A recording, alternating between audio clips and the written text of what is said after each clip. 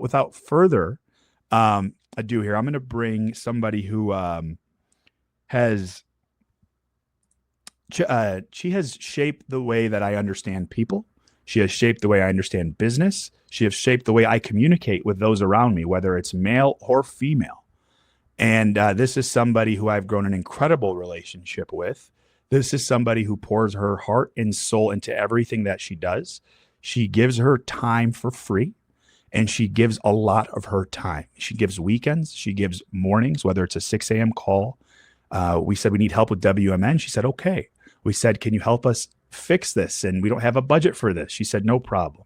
We said, can you be a sponsor and help us actually give some money? She said, no problem. We said, can you have some tough conversations for us? She said, no problem. Every time we ask, she says, no problem. Now, she does it with this smile on her face, and she has an infectious laugh that when you know it comes around, you know that it means she's ready for business and she's ready to just move forward.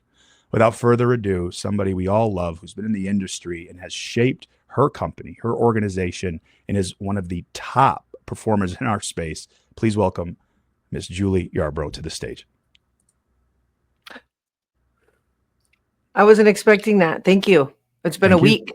Yes, ma'am. Woo! My company got one for the record books this week. So that work that you just talked about is in full effect, and I feel it right now. Thank you.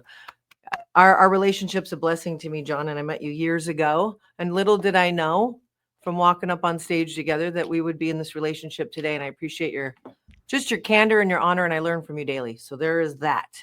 You know, we all step in things, right? But it's how we regroup and recover and how quickly we can get back to center. And with this relationship, I just want you to know you helped me get back to center so quick. So appreciate that. There's some vulnerable moments. Hi. Hello, ready to talk about WMN? Woo, yes, woo. ma'am. The floor is yours. All right. Hey, for all of you listening, let's start with Women's Mortgage Network is new. It's refreshed. In a really great way. And we have invited 20 women, and a lot of those women reached up, and some other women I reached out to. And I'm going to go through it really quick, and I'm going to talk about the kind of standard of integrity for Women's Mortgage Network. New and improved, let's call it that way, in 25, 26. So all these women have stepped in for a 1-year commitment.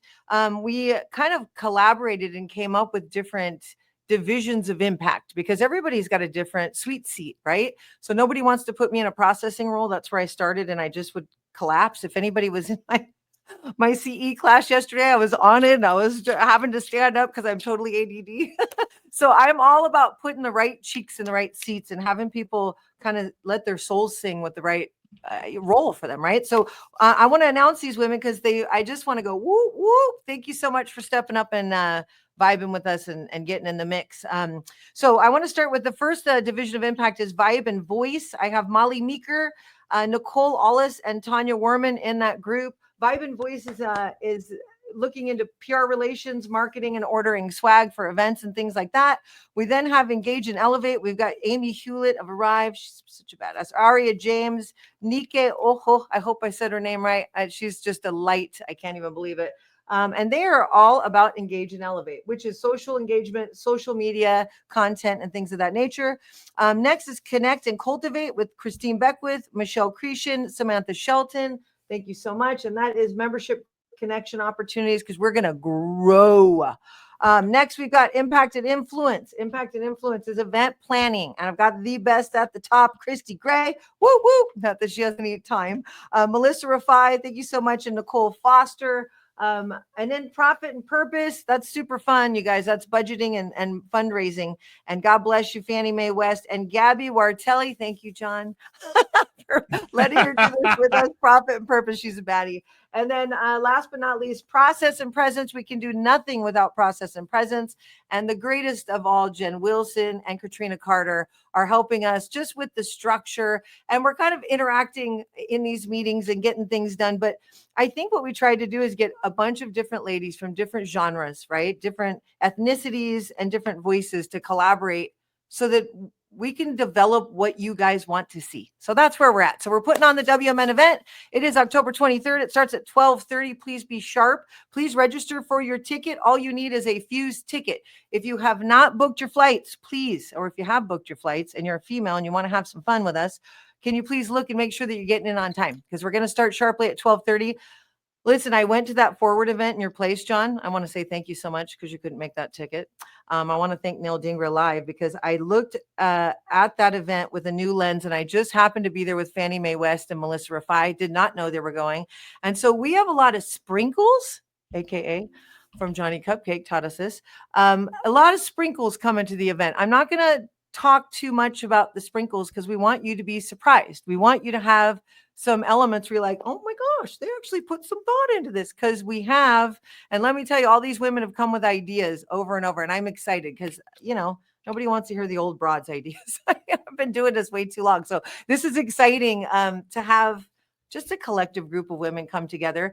We're going to have somebody on here in momentarily who's going to be gracing our stage as just somebody new in the AIME world. I'm excited to bring her in. I'm not sure how I'm doing on time because I'm blabbing. How you are we are, on time? Julie, you're good, and you have plenty of time. But I do have, I know it's a little impromptu, not planned. Please. If that's okay. You've mentioned it before, and we've talked about it before. But you talk about 2008 a lot, and you're very vulnerable, and you post about it, and you've talked about it publicly. So I'm not afraid to ask you about it. But that experience, and then where you're at today, you've said it so many times where like the community and the people, and it was so different back then where it's like you're just left out to dry. No one can help you. No one's willing to talk to you. No one's opening up any doors. And now you felt like the swing is so much different. Can you just talk about, for those that, because I didn't experience it either, just to be very upfront with you, but what was that like, especially being in the role that you're in at your capacity versus being in the role that you're in now at your capacity, and the differences? It's a great question. I was 37 years old. I ran a mortgage brokerage at the time. I had 76 people, and my partner at the time kind of lost himself. He had a 4-week-old baby and decided he couldn't take the heat. We lost about $1.3 million worth of cash reserves, and all of our lines snapped in about 3 weeks. And we had 220 loans in process, and we just didn't know what to do.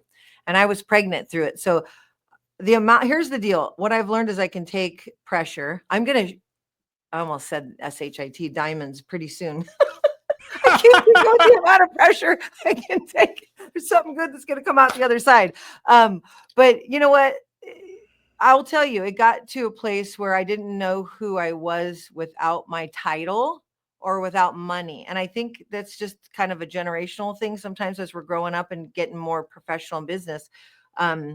And I lost everything. And I lost everything to the degree of where I was thinking, how do women get formula? I just didn't understand it. And I was kind of eyeing some things in Walgreens behind the counter. I mean, that's how I realized if I was homeless, I'd probably stake out at the airport and get some luggage. I mean, I really never thought like that. And once you lose everything, and I had been flying first class Virgin Atlantic, I knew what money was. I made a lot of it.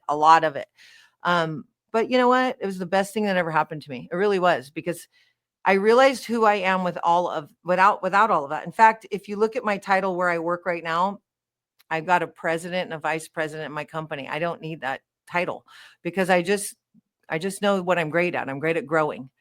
Director of growth was the best title to give you for AIME, because what I do is I just climb and grow. So I'm gritty little shit. I am. And I'll get in there and get in the weeds and get the job done. And I'm probably the last person that's going to be like, give me an award. It's just not my thing. I just know that it's the foundational success of the disciplines of the actions every day that get you the result. So I no longer live in the result. I live in the day to day. Like, how do I get the most joy out of today? And I can taste it now at this age because I've got 2 years left with my daughter at home.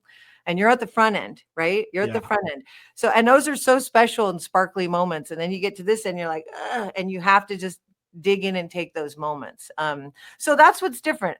I'm not, I contribute because when I looked up in 2008, the one association, and It doesn't matter. We've come a long way and we learn now, but they were not present. They didn't know how to answer any questions. I had been rallying for them for 10 years. What's different about this industry and about AIME is we do connect. Like I get on the phone with all these mortgage, it gets me just misty as hell. Because I mean, some of the women in this leadership team, they allow me to coach them in their business and I can help them. How do you go from 0 to 10 people? How do you go from 20 to 60 people? You know, how do you take your loan originations from 1 loan a month? I mean, I used to do 55 loans a month for over 10 years. How did I do that? There's discipline in that. It's not, you know, and I'm going to say this vulnerably. It's not about the accolades or the merit in it. It really is just about learning the foundation. How do you have both? And as a woman, woo, it's very hard because I am, you would never know this, but I'm very soft and demure at home. Demure. Oh no. And I cook and I want to love on my man and I want to be soft. I don't want to come home and make decisions, rah, rah. You know, I kind of do that out in the real world, right? So there's just, how do you do that? And I guess for me, the wisdom is in the failure. That failure for me, and every time I fail and can take a step back and get back to center, how quickly can we get back to center, right? To learn, how should I have done that? Shouldn't I have done that? How could I handle myself differently? Should I handle myself differently, right? It's just all, and personal development's my work. I'll continue to do it. I'll continue. And that's where you and I connected. I think, I don't know if it was like a Tony Robbins something when we were getting on stage, but you pumped me up. I pumped you up. I think we were rattling. Our teeth were rattling. You know, it's 3,000 I people out there. We're like, what the heck? I But remember it verbatim, actually, before we went up, and I talked about your whole experience, and you went into detail with me. But I'll say one thing, and then pass it back to you to introduce our next guest. As I've gone through my journey of leadership, I know I've screwed up. I know I have. I try to do what's best, and there's times where you drop the ball. It is what it is. But what I have learned about leadership is the best leaders, also when they need to be, are the best followers. And what I mean by that is this. I know there's times where I got to put my general hat on and I got to be a general. And I also know there's times where I got to be a soldier right now. And the thing I love about you is you have the ability to put the general hat on and the soldier hat on anytime. And the thing I love about our relationship is there are times where I go to you and I need to be the soldier. You're the general. And there are other times where you come my way. And you're like, hey, I need you now, right? You're the general right now. I'm the soldier. And when you get to that place inside of a relationship, regardless of who that's with, that's the type of relationships that I love. Those are where you actually get things done.